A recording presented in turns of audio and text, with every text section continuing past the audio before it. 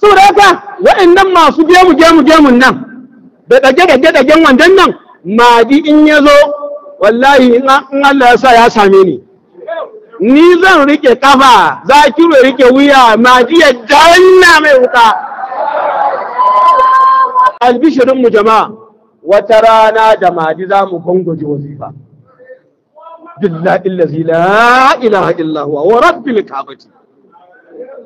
Wallahi an gama mu yanzu ba muna kallon lokacin ba har mun gama jin ya zo ana wazifan da shi saboda yaƙinin mu da karatun mu har mun gani ma da maji nan wai kai baka ga maji ba ha mamala wai shi tiyarin yayin magana muna jira ne an mun gani tun kafin ya faru mu mun gani ba wai muna jira mu gani bane wallahi mun gani.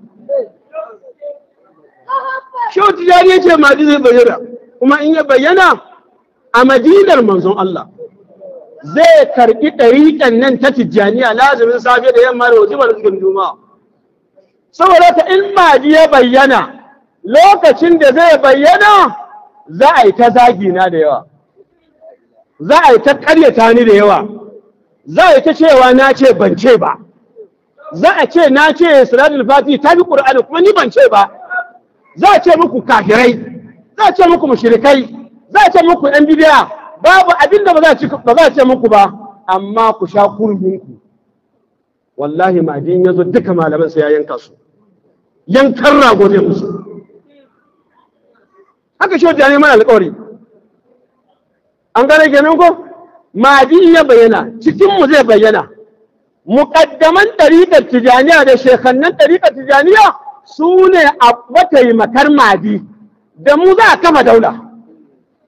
Dama daular tamu ce, wa yake da ita in ba mu ba, man fakhru illa lana, man isu illa bina, min alamin zarri maulal khalqi qaddamana.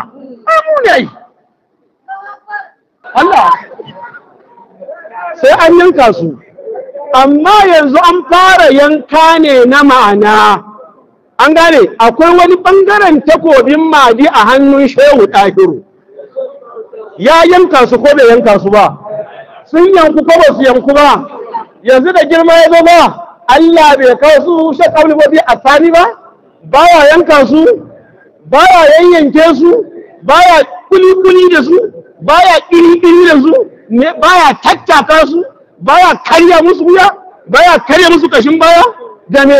Alƙur'ani da hadisi. Ko da haka wannan duka wai a nuna mana Mahdin yana nan tafe. Yana nan tafe kuma aikin zai faru. Sai Shehu ya ce Mahdi zai bayyana. Amma in ya bayyana daga cikin aikinsa yazbahu ulama as-su'i zai yayyanka miyagun malamai. An gane